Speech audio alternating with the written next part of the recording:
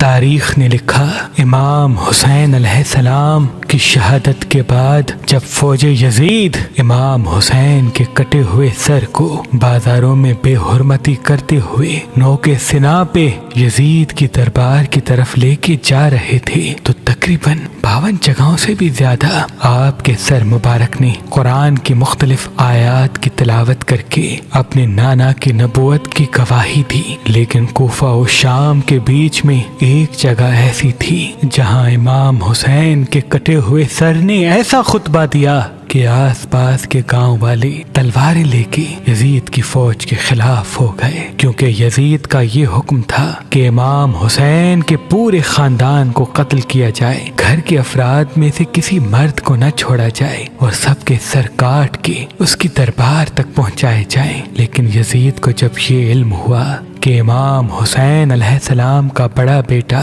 इमाम अली ज़ैनुल आबिदीन अलैहिस्सलाम बीबियों के साथ कैद होके शाम की तरफ आ रहे हैं, तो यजीद ने अपने सिपाहियों में से कुछ को इस पैगाम के साथ शिमर के पास भेजा कि जिस तरह से बनी हाशिम के तमाम सर काट के मेरे पास लेके आ रहे हो, वैसे ही अली ज़ैनुल आबिदीन का सर भी काट लो, क्योंकि मैं चाहता हूँ कि आले मोहम्मद की औलाद इस ज़मीं पे कायम न रहे, कोई भी खुद को मोहम्मद मुस्तफ़ा से निस्बत न दे और रहती दुनिया तक आले मोहम्मद का निशान जमीन से खत्म हो जाए। तो यूं जुबैर बिन अब्दुल्ला और हारिस बिन नौमान उस काफिले तक आ पहुंचते हैं जिसमें रसूलुल्लाह की बेटियां नंगे सर कैदी होके आ रही हैं और रसूलुल्लाह के पूरे खानदान के सर कटे हुए नौके सिना पे बुलंद दरबार यजीद की तरफ चल रहे हैं। जैसे ही उन सिपाहियों ने तलवार निकाली और बावाज़े बुलंद शिमर से कहने लगे कि ऐ शिमर, यजीद का हुक्म है कि तूने हुसैन के बड़े बेटे अली को अभी तक क्यों जिंदा छोड़ा है। शिमर कहने लगा, ये तो बीमार है, ज़ईफ है, इसको इसलिए जिंदा छोड़ा है ताकि ये अपने खानदान का तमाशा देख सके।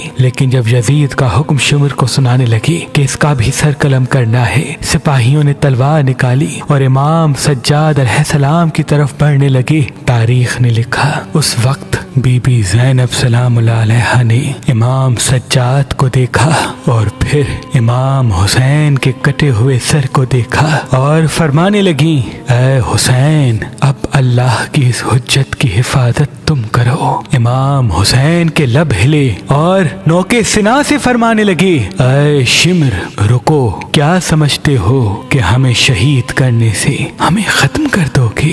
देखो, मैं आज भी कटे हुए सर से तुमसे हम कलाम हूँ।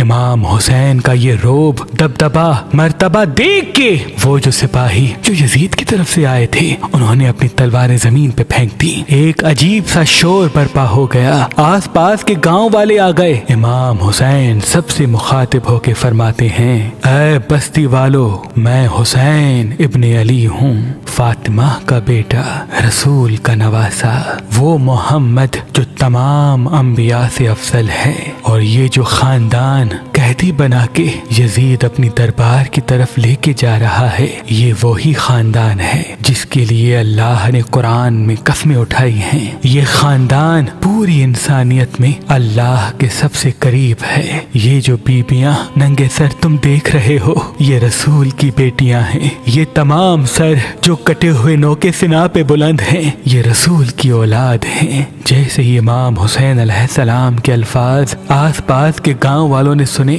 उन्होंने अपनी तलवारें नियाम से निकाली और यजीद के सिपाहियों की गर्दन पे रखी और कहने लगे कि अगर इमाम सज्जाद को कत्ल किया तो हम अभी सबको मार देंगे। वो जो सिपाही यजीद ने भेजे थे उसने शिमर से कहा, ऐ शिमर, सज्जाद को आले रसूल के साथ यजीद की दरबार पहुंचाते हैं और पूरा वाकया सुनाएंगे, फिर यजीद जाने सज्जाद जाने। और यूं अल्लाह ने अपनी आखिरी हुज्जत की हिफाजत की। जब इमाम सज्जाद यजीद की दरबार आए, खुतबा दिया तो यजीद के अपने ही साथी यजीद पे लानत करने लगे और यूं बगावत ने जन्म ले लिया और यजीद डरने लगा कि एक हुसैन के कत्ल की वजह से मेरी सल्तनत की बुनियाद हिल गई। अगर मैं और जुल्म करूंगा तो मेरी हुकूमत खत्म हो जाएगी। इस डर से आले रसूल को कैद करवा दिया, लेकिन यजीद के लिए लोगों की नफरत कम न हुई। बिलाखिर उनको 2 साल के बाद रिहा किया, लेकिन आज तक हर मुसलमान के दिल में यजीद के लिए नफरत मौजूद है,